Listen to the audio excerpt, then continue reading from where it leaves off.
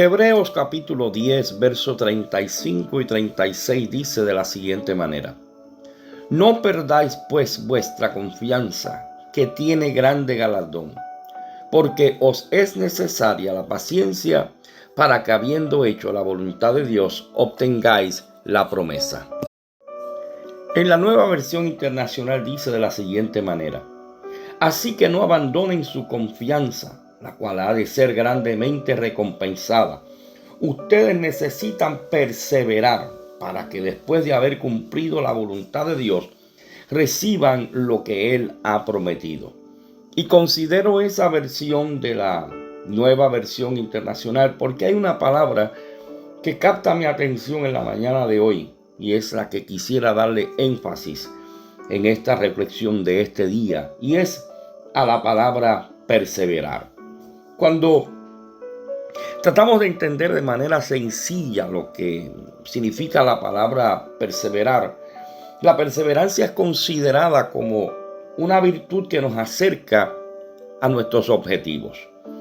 A veces hay personas que piensan que ser perseverante es seguir hacia adelante en algún proyecto, en algún negocio, por decirlo así, a pesar de los obstáculos que puedan enfrentar en el camino. Sin embargo, perseverar va mucho más allá que eso. Va mucho más allá que tratar de vencer unos obstáculos en el camino. Porque la perseverancia incluye capacidad. La perseverancia incluye la voluntad, el temple de continuar haciendo los esfuerzos, no solamente con los contratiempos que hayan por el medio, sino con la mente definida en alcanzar una meta. Cuando nosotros decidimos ser perseverantes, damos, como decimos en Puerto Rico, la milla extra.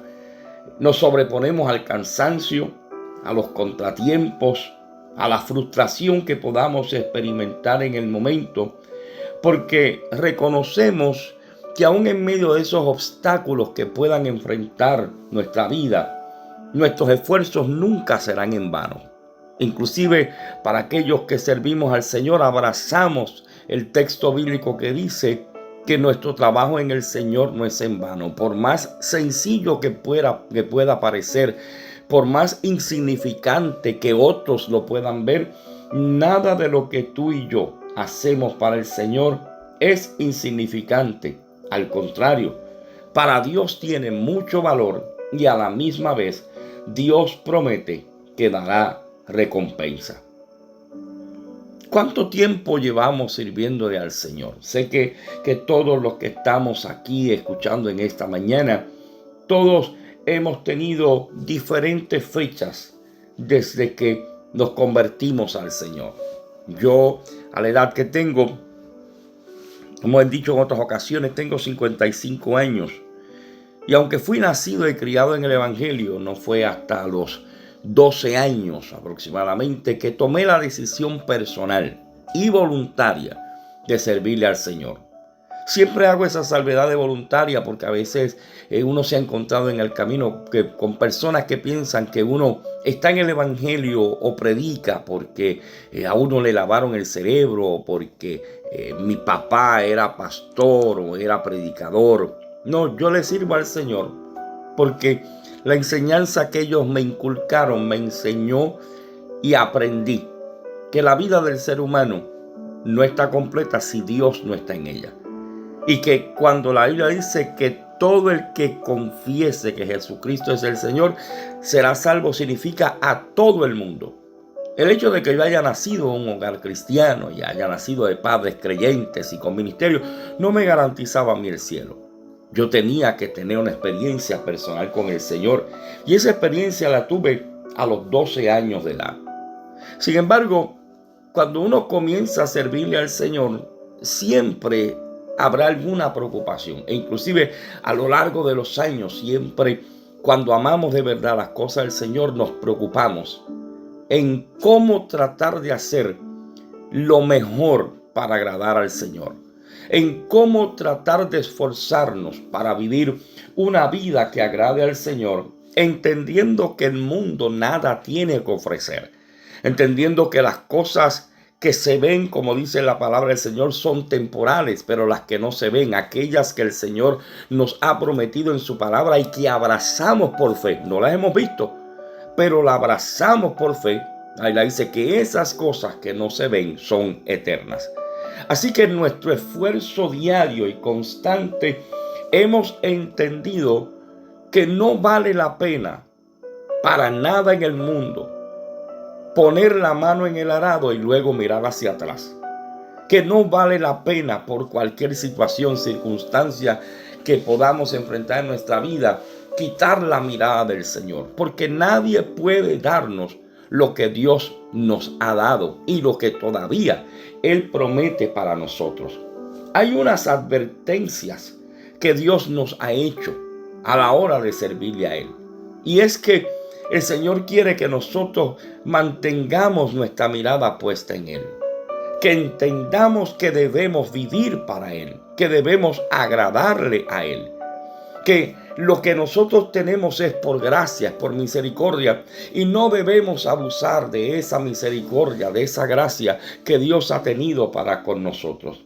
Por eso es que cuando usted lee el libro de los Hebreos, en más de una ocasión, el escritor de los Hebreos está haciendo una advertencia a que no pisoteemos, a que no olvidemos lo valioso del sacrificio de Cristo en la cruz del Calvario. Mucha gente a veces no quiere servirle al Señor. Y muchos creyentes a veces se quitan del camino de servirle al Señor simplemente porque cuando tú y yo decidimos servirle al Señor, hay un solo camino, una sola dirección en la que vamos. Y es que vamos a ser, como decía el apóstol Pablo, crucificados juntamente con Cristo. Para entonces poder decir lo que el apóstol hablaba: ya no vivo yo, sino que vive Cristo en mí. La vida de aquellos que hemos recibido al Señor tiene un encuentro con la cruz y una muerte de un hombre espiritual que estaba sumergido en delitos y pecados y que vuelve a resucitar a la vida producto de la gracia y la misericordia del Señor. Y ya somos hombres y mujeres nuevos en el Señor. Así que nosotros debemos entender y recordar que el sacrificio de Cristo es algo que no debemos perderle el valor, que no debemos perder la perspectiva de que no podemos vivir nosotros si Cristo no hubiese muerto.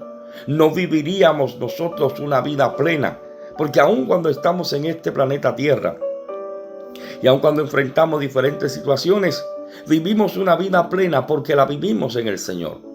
No estamos exentos a vivir momentos difíciles, no estamos exentos a la enfermedad, no estamos exentos al problema, pero vivimos una vida plena porque en medio de la crisis, en medio de la enfermedad, en medio del dolor, tenemos la compañía de Dios para estar con nosotros.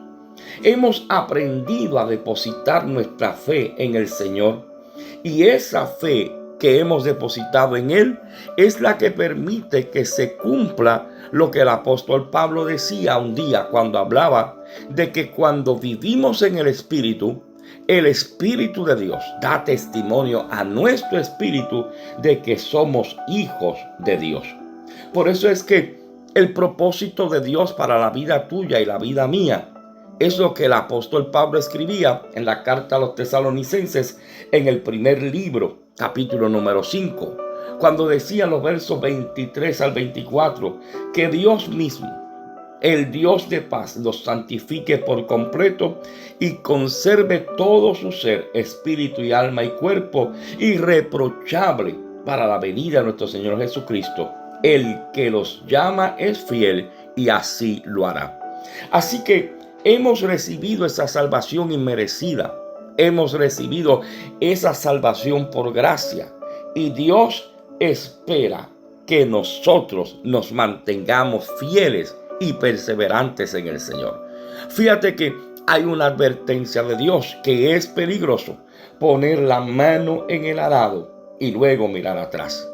Cuando tú miras el libro de Revelación o el libro de Apocalipsis, encuentras a Dios a través de Juan, el discípulo amado, escribiéndole a las 7 iglesias y dándole a cada una de ellas una exhortación para que perseveren hasta el final. En el libro de Éfeso, a la iglesia de Éfeso, le dice en el capítulo 2 y verso 7, al que salga vencedor le daré derecho a comer del árbol de la vida que está en el paraíso de Dios. A la iglesia en Esmirna, en el capítulo 2 y verso 10, le dice, sé fiel hasta la muerte y yo te daré la corona de la vida. A la iglesia en Pérgamo, en el capítulo 2 y verso 17, le dice, al que salga vencedor le daré del maná escondido y le daré también una piedrecita blanca en la que esté escrito un nombre nuevo que solo conoce el que lo recibe. A la iglesia en Tiatira le dice en el capítulo 2 y verso 26, al que salga vencedor y cumpla mi voluntad hasta el fin, le daré la autoridad sobre las naciones. A la iglesia en Sardis, en el capítulo 3 y verso 5 le dice, el que salga vencedor se vestirá de blanco y jamás borraré su nombre del libro de la vida, sino que reconoceré su nombre delante de mi Padre y delante de sus ángeles.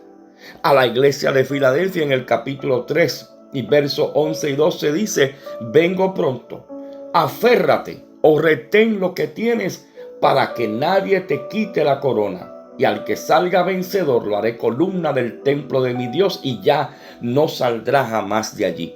A la iglesia de Laodicea en el capítulo 3 verso 21 le dice, al que salga vencedor le daré el derecho de sentarse conmigo en mi trono, como también yo vencí y me senté con mi Padre en su trono. Cada una de las 7 iglesias recibe una palabra, una exhortación, unido a una recompensa para aquellos que sean perseverantes, para aquellos que se mantengan fieles al Señor. Y fíjate que cuando tú miras el mensaje a las 7 iglesias, descubrirás que solamente a 2 de ellas Dios lo que hace es reconocerlos de arriba a abajo, reconocer su esfuerzo, reconocer su ánimo, reconocer sus virtudes, y a ninguna de estas 2 iglesias Dios les reclama en ningún momento ninguna falta, que es a la iglesia de Esmirna y a la iglesia de Filadelfia. Pero mira lo grande de la misericordia del Señor.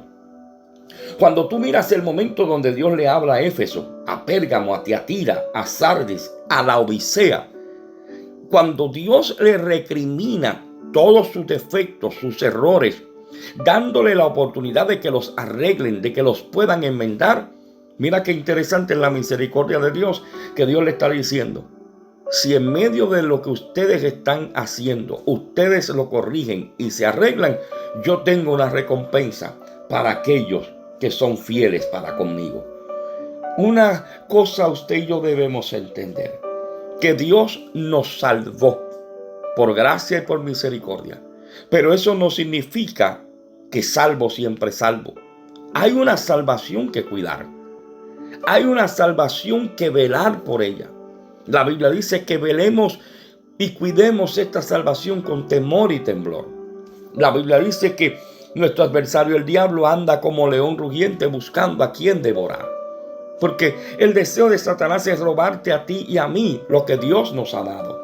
Sin embargo, aunque esto no es salvo siempre salvo, la instrucción de Dios es que una vez que Él nos ha salvado, Él desea que nosotros nos mantengamos perseverando hasta el fin. Cuando Pablo le escribía la carta a los Corintios en el capítulo 15, primer libro de Corintios, los primeros versos dice, ahora hermanos, yo quiero recordarles el evangelio que les prediqué, el mismo que recibieron y en el cual se mantienen firmes. Mediante este evangelio son salvos, si se aferran a la palabra que les prediqué. De otro modo, habrán creído en vano. Lo que Pablo le estaba diciendo era, la única manera de ustedes mantenerse de pie es creyendo a la verdad de este evangelio, que Dios nos está llamando a que perseveremos hasta el final. Los días están peligrosos y creemos fielmente que el tiempo se está terminando. Pero a la misma vez, mientras sabemos que el tiempo se está terminando, tenemos la certeza de que mientras más nos acerquemos a Dios, más Él tendrá su mano extendida para ayudarnos. El consejo del apóstol Pablo es: no pierdas tu confianza, no pierdas tu fe, porque en este camino donde la Biblia presenta dos caminos, uno que lleva a la perdición y uno que lleva a la salvación, nosotros hemos escogido el camino de la salvación, que la Biblia lo presenta como un camino angosto, estrecho, y que bienaventurados son los que caminan por este camino. Hemos recibido la salvación de Dios, pero el consejo de Dios para tu vida y la mía es que ahora que le conocemos, que ahora que le servimos, no perdamos nuestra confianza. No dejemos de creer en Él, porque cuando dudamos de lo que Dios ha prometido en su palabra o de lo que Dios ha dicho que va a hacer, la duda corrompe la fe, la daña, puede eliminar la fe. Por eso Dios quiere que mantengamos nuestra confianza en Él en todo tiempo. Lo segundo que Dios quiere que tengamos es paciencia. Los problemas, las dificultades, eso produce angustia, desesperación, y es inevitable que eso llegue a nuestra vida. Sin embargo, Dios quiere que tengamos paciencia, porque nunca Dios permitirá algo en nuestra vida que Él no esté en control. Tercero, necesitamos hacer la voluntad de Dios. Necesitamos vivir en la voluntad de Dios. Aun cuando no entendamos lo que Dios permite, necesitamos hacer la voluntad de Dios. Porque quien hace la voluntad de Dios permanece para siempre. Y aún estando en este mundo, si hacemos la voluntad de Dios, estamos diciéndole al Señor cuánto le amamos. Y eso es muestra, cuando hacemos la voluntad de Dios, que somos parte del cuerpo de Jesucristo. El apóstol nos está diciendo que cuando tú y yo mantenemos nuestra confianza en Él, que cuando tú y yo tenemos paciencia, que cuando tú y yo hacemos la voluntad de Dios, eso tiene un grande galardón. Tiene una grande recompensa. ¿Cuál es el galardón? ¿Cuál es la recompensa? La promesa de la vida eterna. La promesa de vivir en el cielo. La promesa de vivir por toda una eternidad con Dios y ser partícipes de lo que un día Él le dijo a los discípulos: voy a preparar un lugar para que donde yo estoy, vosotros también estén. En esta mañana el Señor nos está diciendo: no pierdas tu confianza, porque tu confianza en mí tiene un grande galardón. Lindo día, bendiciones en el Señor.